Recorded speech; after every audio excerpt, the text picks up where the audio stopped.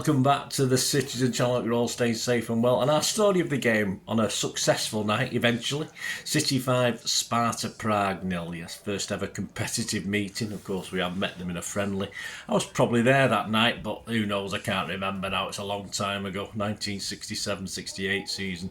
Yes, so it's the 23rd of October 2024. It was match day 3, of course, of the new Champions League format, 36 teams. So we're doing all right. We're up there in the top 8, aren't we? So we'll talk about that before we go. This is a serious and not so serious look about the game. I've got a new title for Big Lummox. I'll call him something else today. You'll see that later on. This is through personal observations, being there last night, and of course media observations, looking at the newspapers this morning, etc. So we'll have a look back at the game, guys. Please check out my player ratings show as well with Simon Bogowski, the Manchester Evening News. So steady ratings last night. Yes, there's only one guy slightly disappointed, I think, overall. Please, if you are new to the channel, push that subscribe button, push the bell notifications. Everything City past, present, as long as I can keep going. And my voice is a bit better now than it was earlier on when I did the player ratings, so it's coming back very quickly. So join me. And if you do check through the channel, you'll see stuff on film and TV as well. So if you like that, if you like film and TV like me, have a look at that. Or if you know someone who might be interested in that that's not interested in the football, give them a kick in my direction. And guys, yeah, if you want to help and support the channel and sort of the effort I put into it, stay tuned later on for ways of doing it, which might mean you're just watching a few seconds of video and stuff, but if you can do that, that'll be absolutely fantastic. Right, let's get on to the game. We'll sort of glance over how many I got right on this one. It wasn't my best. I think it's the lowest of the season so far. Pep's 11, he made 5 changes to the Wolves game, which is quite a lot, considering I thought this was a big game, but obviously Pep knows better than me, doesn't he? I got 7 right. I was all right with 7. I always try and get at least 8, so, but we'll gloss over 7, that's fine. The starting 11, Ortega, which is a big surprise to me. I just thought Edison would play. Lewis, Stones, Akanji, Aki, Gundo, Bernardo, who's the captain on the night, well done. Nunes, Savic, Foden and Haaland. And on the bench, just 7 names on the bench. 2 keepers. We really are down to the bare bones, aren't we? I think we're allowed 9, is it? Probably more than that for the Champions League. Edison, Carson, Diaz, Kovacic, Gvardiol, O'Reilly and McAtee. Interestingly enough, the only guys who didn't get on the pitch were the 2 keepers in the end. Although we could have played Edison up front, couldn't we? Sparta, yeah, I'll just go through the starting 11. Vindal, Karinen, Olatunji, Birmancevic, Preciado, Lassie, Haraslin, Sorensen, Panak, Rhines and Vitic.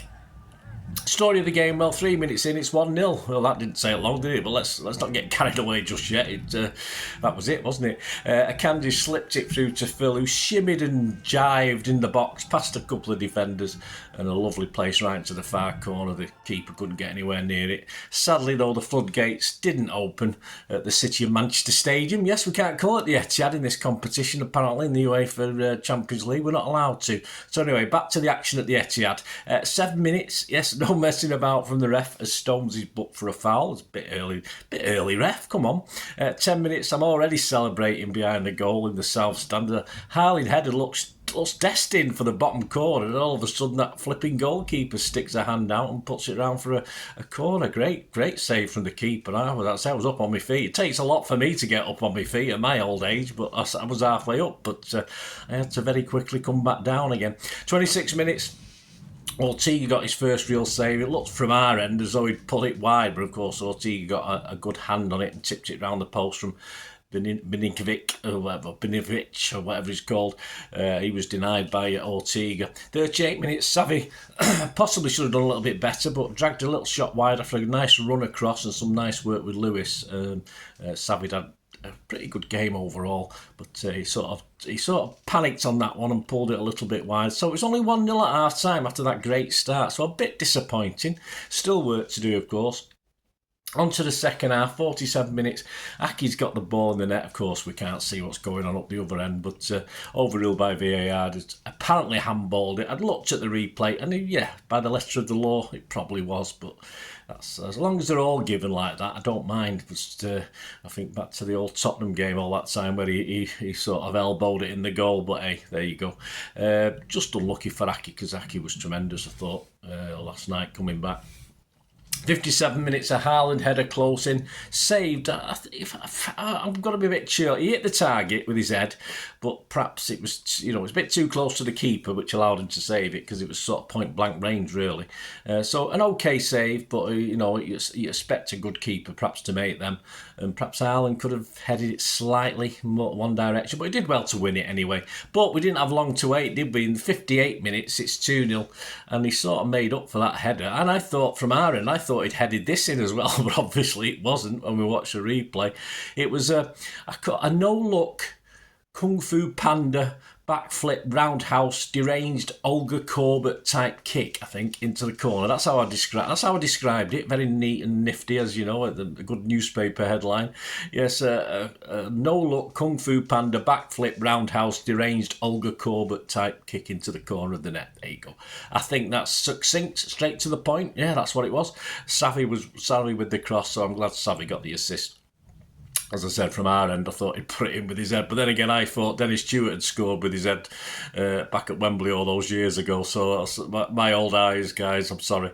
64 minutes, a Nunes cross is met sweetly on the napper by Stonesy, who, yes, it was a header this time. It wasn't a backwards flick, who heads back across to beat the keeper in the far corner. Keeper just flat-footed, nothing he can do about it for 3-0. 68 minutes, Haaland gets his second. Cooley slots home after some really neat build-up play, actually, involving Foden and Nunes. A lot more space for us to work in last night than we normally get in the Premier League. So that was 4-0. A couple of subs, McAtee for Bernardo on 69 minutes and also Kovacic for Gundo. On 74 minutes, we had Gvardiol for Hackett and Diaz for Stones. 81 minutes, O'Reilly came on for Haaland, yeah, like for like. And of course, that left, just as I said early on, just the two keepers on the bench. I think Pep was lacing his boots up at that stage, just in case. 86 minutes, Nunes is brought down in the box. A bit clumsy, I thought. I just watched it back. We had no idea again up the other end what was going on, too much of what happened, but he took on the responsibility of taking the penalty. The keeper dodged and weaved on the line, sort of showing him where to put it and all this garbage that keepers do who are not going to save it in a million years because they're just not good enough. And of course, with his confidence high, because he'd had a good game at Nunes, the goal must have looked massive. It looked massive from where we were. We thought all he has to do is stick it to the goalies, right? It's a goal, and that's what he did. Simple as 5-0. Pretty happy with that. My lad was a bit miffed. He had 4-0, but there you go. Can't win them all, can you? 3 minutes injury time. Nothing really to talk about in that. We made it look easy in the end. To sum up, we sit third now in the 36-team table, behind only two clubs with 100% records, and that's, our local rival, English rivals. Aston Villa and Liverpool are both on 9 points. Aston Villa top the table on goal difference, and we're still on 7 points, or a couple of points behind.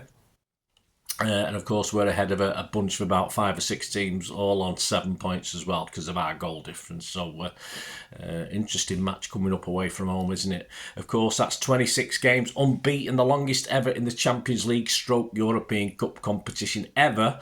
Some other no-mark club had held the record till last night. I don't care. The names forget me. They're quite an unimportant team, so I'm not really that bothered. And of course, I think that made it 32 unbeaten at the Etihad as well in the Champions League. So, City of Manchester Stadium. Etihad. Stats, City and Sparta. Shots 22 for City, 10 on target, 5 for the Spartans, 1 on target. We had 80% possession, 768 passes there, 190. And 93% pass accuracy was one of the highest I've seen ever. Never mind this season. 71% for them, which was okay. Fouls, 5 from us, 4 from them, 1 yellow card each. 1 offside for them, none for us. And we got 7 corners, so not quite the 18 we managed at Wolves, but 7 corners, they got 1. XG ranges between 2.95 and 3.09 for City, and 0.27 and 0.29 for Sparta. But all credit to Sparta, I thought at least they tried to play a little bit of football. They looked keen to get the ball moving as well. Not so keen when they went 2, 3, 4, 5-0 down, but up till then. So at least they tried to play football, but it did give us that little bit of extra space. As I said, we don't get in the Premier League, and of course we made full use of it. I'd love to see a bit more space like that every game we play. The fans, there's a few empty seats knocking about in the City end. It was fairly full near me. City, and then by about midway through the first half, roles were empty, and I think everyone was a bit bored, which is not good. You go and support your team, guys. You don't sod off to the bar for an hour, because some of them didn't come back. It was still empty in the second half. Of course, their fans didn't have a drum or megaphone, which is, I'm hoping that's because we've stopped these teams bringing them in. I hope it's not because they haven't got one. And of course, they had a bloke in black sunglasses, in black with wearing sunglasses. He was the cheermeister, if you like, the beermeister, cheermeister. And they were okay. They were okay considering. But I thought we did well, certainly in the second half when the goals started flowing. I thought the City fans were excellent last night. Perhaps not so much the first half. We did our bit, of course, as much as we can in the South Stand. Of course, the Colin Bell stand was chipping in as well. So I thought we held our own, certainly in that second half, as well as far as these noisy European away fans. But all credit to them. Hey, they made the trip, didn't they? Headlines, back pages, the Sport paper, or their sports section. City slicker than Sparta. Haaland hits sensational double for Pep's men. In the Mail, Erling the acrobat. Yeah, I've already described him, haven't I? The Sun says Earl back heel is volley good. It is. In the Mirror, back page, heel and, you see what they've done there? Heel and, yeah, Haaland is way smarter than Sparta. Okay. Inside, Andy Dunn, over the blue moon, forget Haaland's heroics. Foden proved he's still a class act on a big stage, he is. And Haaland topped the ratings with Mr. Dunn with a 9 out of 10. Our local rag, of course, the Manchester Evening News, always sticks up for us, doesn't it? The Manchester Evening News, although we've got a horrible picture of moaning Mourinho on the back page. We could do without him sticking his oar in again. Back page, 5 Spa Blues, Pets Boys make light work of Prague. Inside, Andy Hampson, a fairly newish name to me. I don't remember Andy too much. So obviously, I wonder if he's a City fan. We never seem to have any City fan reporters, do we, on the Evening News? But well, anyway, Andy Hampson said, Blues break arch rivals hold on Euro record. Well, we did. I don't know who our arch rivals are. Forgot. Unimportant now, aren't they? Simon Bukowski inside said time will return to form for Foden. He's not wrong there, is he? And there you go, guys. I think that's about sums it up. Hope you enjoyed it. A little look. Hope it entertained you, and let me know your thoughts on the game. Anything that stood out to you, and were you there or were you watching on telly? It's always let me know if you're watching on telly. Anything you saw or heard that we would have missed at the game and stuff like that. That'd be absolutely fantastic. So thanks for watching, guys. And I hope I entertained and informed. That's what I try and do anyway. And if you want to try, as I said, to help, give us a like, guys. If you want to support the channel in any way, and it just might mean a few seconds of your time, just stay tuned. I hope you enjoyed the feature, and if you can support me through the subscription, if you can subscribe, guys, that'd be wonderful if you've not already done so. We do actually have memberships at the moment, just 99p a month, so you get access to all my City stuff, including all the history vlogs, dozens and dozens not been published yet that you get immediate access to, and every time I do a edit and do a vlog, you get immediate access to it as well. So you can have a copy of scripts as well if you want any hard copy of the sort of things I do on matches and teams and managers and players, etc, etc. So if you can join the membership, that'd be wonderful. We do have sponsors at the moment. P6505 are our current sponsor. They have a little eBay shop, so if you check in the comments section, there's a link there to the shop. They sell movie posters from the 90s and 2000s. They sell DVDs, some classic Hollywood movies, some classic foreign language ones.